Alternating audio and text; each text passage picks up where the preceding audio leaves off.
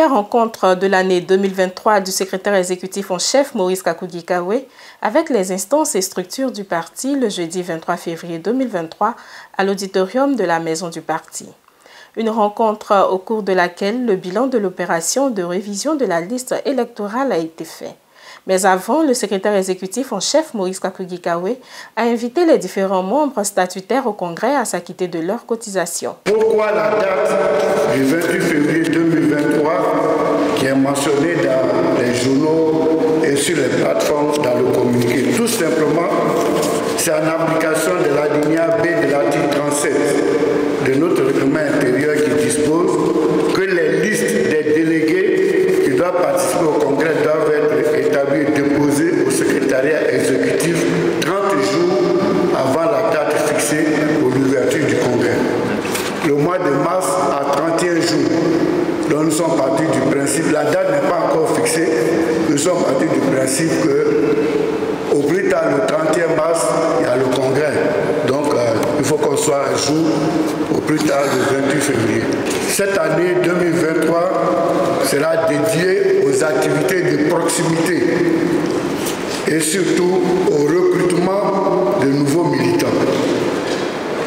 Donc le secrétaire exécutif est actuellement à pied d'œuvre pour sortir la matrice des activités, mais auxquelles tous les responsables politiques de base et surtout les élus du parti seront étroitement associés. S'agissant du bilan de l'opération de révision de la liste électorale, le PDCI-RDA a enregistré 178 568 nouveaux inscrits, soit un taux de 27,13% du total national. Le PDCI et toutes ses équipes a pu inscrire 178 568 nouveaux inscrits sur la liste électorale, hormis les régions du Hambol et du Sud Comoé. Donc nous continuons le traitement de les informations. Ce que je vous donne, 178 568 nouveaux inscrits sur la liste électorale. Alors, quand on rapporte cela au nombre total d'inscrits au plan national, ça veut dire que le PDCI a inscrit 27,13% du total national. Je crois que ça mérite que vous applaudissiez. Parce que ça veut dire que si sur cette liste-là, il y a une seule, devait être le support de l'élection au plan national, nous avons au moins la garantie d'avoir injecté 30% environ de tous ces chiffres-là avec nos nouveaux électeurs.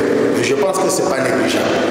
Une autre phase importante du processus de révision de la liste électorale s'ouvrira prochainement.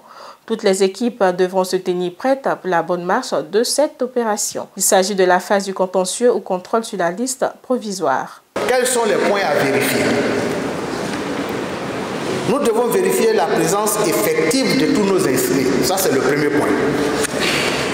Parce que vous êtes des responsables de base, vous avez participé à beaucoup d'élections, vous connaissez quels sont déjà les anciens qui sont là et quels sont les nouveaux que vous avez injectés. Donc vous devez vérifier leur présence effective sur la liste électorale. Ensuite, le deuxième point, c'est vérifier l'exactitude de leur nom. Il ne faut pas qu'on dise non, lui c'est Armand, on a écrit Fernand. C'est la même chose. Non, le jour du vote là, il aura les assesseurs. Ce qui n'est pas exact sur sa pièce d'identité, il ne faut pas le laisser voter. Donc il faut vérifier sur la liste avec les pièces d'identité, les cartes d'électeur, si le nom qui est sur la liste là, c'est ce qui est sur sa pièce d'identité ou bien sur sa carte d'électeur. Donc vérifier l'exactitude des noms et prénoms. Ensuite, il faut vérifier, au risque de me répéter, l'exactitude des bureaux de vote. Nos parents là, quand ils se réveillent le matin, ils savent que d'habitude, ils votent ici. Il faut qu'on vérifie pour qu'on soit sûr qu'en octobre là, quand elle va se lever, une dame ou une autre personne d'un autre âge, et on soit sûr que son bureau de vote habituel là, c'est là-bas qu'il doit pouvoir, que son nom y est et qu'il doit voter. Donc vérifier l'exactitude des bureaux et lieux de vote. Ensuite, il faut relever la présence sur la liste électorale de tous ceux qui n'y ont pas droit. Donc, il faut regarder sur la liste qu'on se connaît. C'est pour cela qu'on a responsabilisé les responsables de base. Dans un village, dans un campement, on se connaît. Donc, il faut regarder c'est lui qui n'a pas droit, qui est un nom national. Si vous voyez son nom, il faut pouvoir le relever comme étant une anomalie, pour ne pas dire une fraude. Donc ça c'est l'un des cas. Tous ceux qui n'y ont pas droit, les non nationaux, il y a des gens qui sont décédés. C'est vrai, dans les villages c'est difficile à prouver, parce que souvent il n'y a pas de certificat de décès et tout ça, mais au moins on se connaît, et je crois que sur la base des témoignages et des parents ou bien d'amis, il faut aussi vérifier ça, avec bien sûr en y mettant la manière, parce qu'un mort c'est quand même quelque chose à respecter. Ensuite, il y a ceux qui ont perdu leurs droits civiques par suite de condamnation judiciaire ou autre sanction.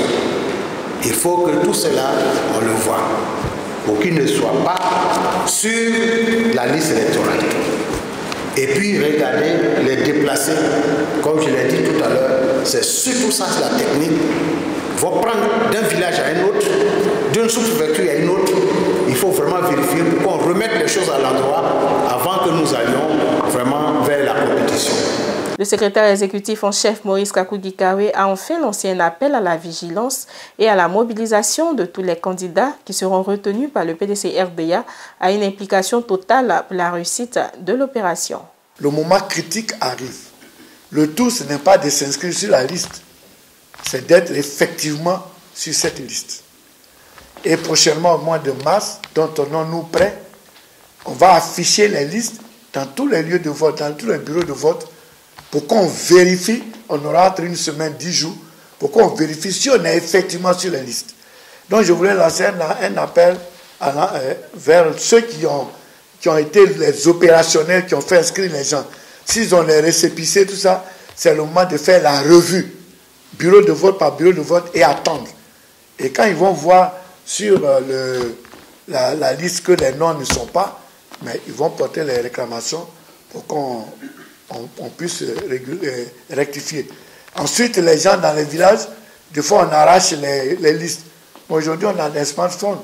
Dès que la liste est affichée là, flashez ça sur votre portable, et puis à partir du portable, vous travaillez la nuit. Voilà. Donc, il faut être ingénieux. C'est un travail de fourmi. C'est fatigant, mais il faut le faire. Sinon, on peut avoir inscrit 178 000, et si on met 50 000 sur la liste, effectivement, c'est un travail inutile. Donc, c'est maintenant qu'on suit. On doit être vigilant. C'est maintenant que le plus dur commence. Donc, j'appelle les uns les autres à la vigilance. Effectivement, on est en train de choisir les candidats. Il ne faut pas que ça les distrait. Parce que même si les candidats sont choisis, que la liste n'est pas bonne, personne ne sera élu. Donc, il faut qu'ils s'occupent de la liste. Et tous ceux qui sont candidats, c'est le moment d'aller s'asseoir, bureau de vote par bureau de vote, pour vérifier. Parce que si vous êtes choisi et qu'il n'y a personne sur la liste qui va vous voter, donc c'est maintenant que tout le monde doit se mobiliser. Donc, vraiment, on appelle à la mobilisation et on demande aux coordonnateurs régionaux de faire des réglages s'il y avait quelques petits dysfonctionnements, de prendre tout le monde en compte pour qu'ensemble on puisse faire ce travail de longue haleine, mais qui est un travail difficile. Parce que là, maintenant, il faut sur 7 millions d'électeurs, bureau de vote par bureau de vote, il faut vérifier si nos gens sont sur les listes, si leurs noms sont bien écrits. Si entre-temps une jeune fille est mariée, qu'elle a son nom de femme mariée sur sa carte d'identité et qu'ils ont fait semblant et puis c'est mal écrit, mais elle ne pourra pas voter. Voilà, c'est très important. Donc c'est maintenant que la liste électorale même, le travail de la liste électorale devient important. Donc on leur souhaite du courage et que ce travail soit fait.